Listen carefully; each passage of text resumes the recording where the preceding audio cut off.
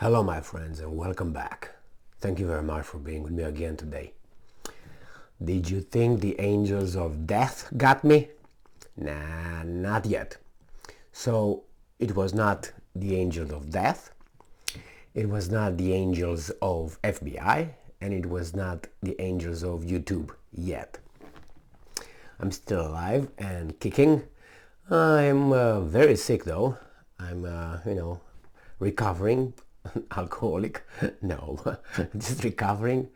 And man, I thought I was close to see Elvis. So let's see what happened in this 2 days and a half since I've been gone on the Elysees plains. Is that how it is? Almost there. Got there almost, right? Or the Elysees. Plains, I think you call them. Where the Romans used to go.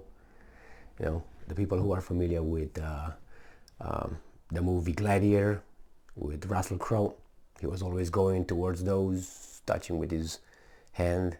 He was going to meet his wife. All right, let's go. This is an article from Ukrainska Pravda, and what else? How can we start with a better article than this one? The Ukrainians are telling us that they want Putin what's new, but that's gonna happen swiftly and quickly and soon. So brace yourselves. This guy Budanov, 21-year-old intelligence chief of Ukraine, is gonna tell us exactly when that happened. He doesn't know to change his underwear daily, but he's gonna tell us when Putin is gonna die smack. All right. This article comes from January 4th, 2022. Ukraine's intelligence chief makes prediction about Putin's death. Ooh. Can you tell me the lottery numbers too? Very quickly and soon. Okay, Budanov. So, Kirilo Budanov, chief of defense intelligence of Ukraine, has said that Russian President Vladimir Putin has cancer and will die very soon, but not before Ukraine has won the war with Russia. All right, so let's make it in a chronological order here. So Putin has cancer, Ukraine is going to win, and Putin is going to die. Now he's going to die because of cancer, or he's going to die because he is losing the war? Hello? Excuse me? Can you tell us? Maybe.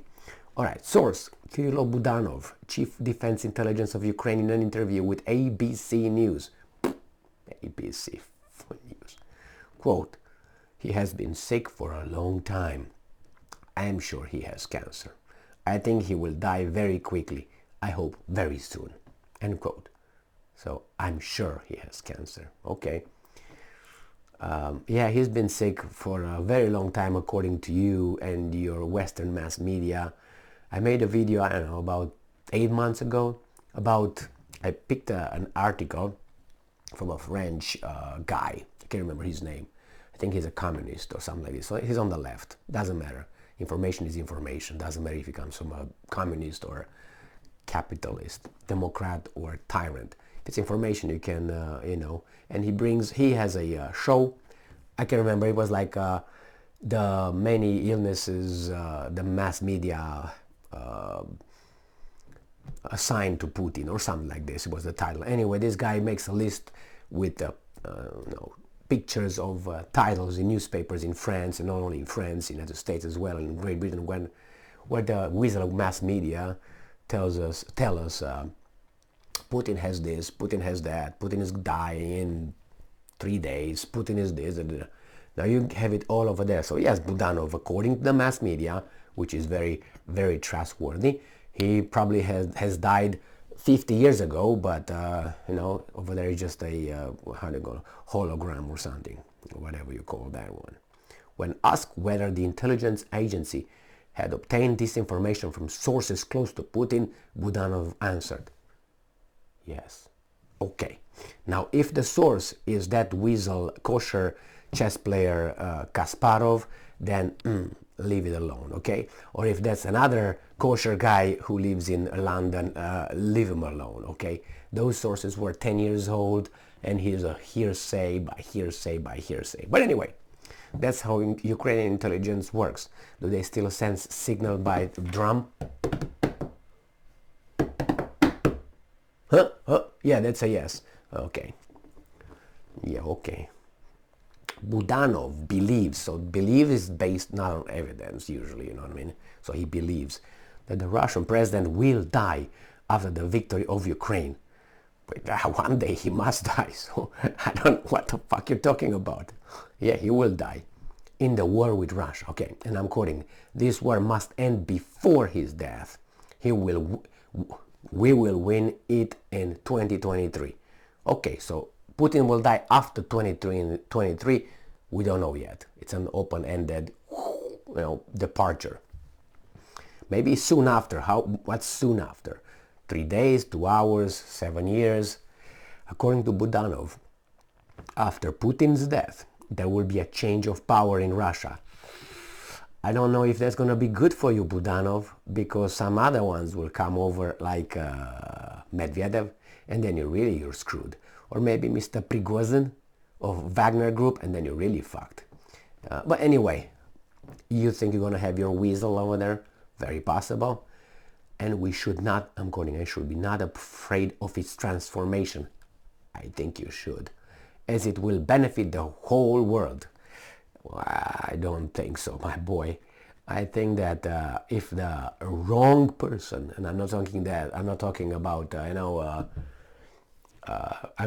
not saying that Putin is the fantastic guy over there, but as of now, you didn't have any atomic bombs drops on your head, which he could have. You are still alive, which again, I'm pretty sure he could have taken care of you. Your Jewish friend Zelensky, Shmihal, Reznikov, and Yermak are still in charge of the Ukrainian nation and have them to death. So I think all that, I think he's still, how should I put it, balanced to a certain extent, you know what I mean? And let's not, how should I put it, think of what you wish for or something like that.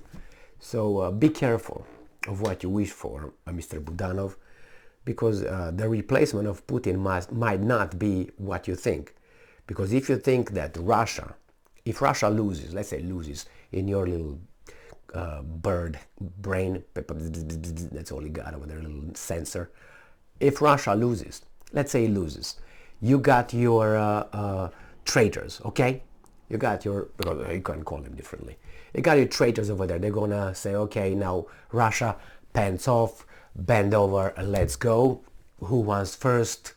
Anytime, no pay, anywhere, if you know what I mean. Do you think that the Russian people are so dumb? Do you think that their national conscience will just say, yeah, we're the bad guys? Do you think they're gonna turn into Germany? Let's put it straight. Germany, this is what's in between of Germany's legs, right?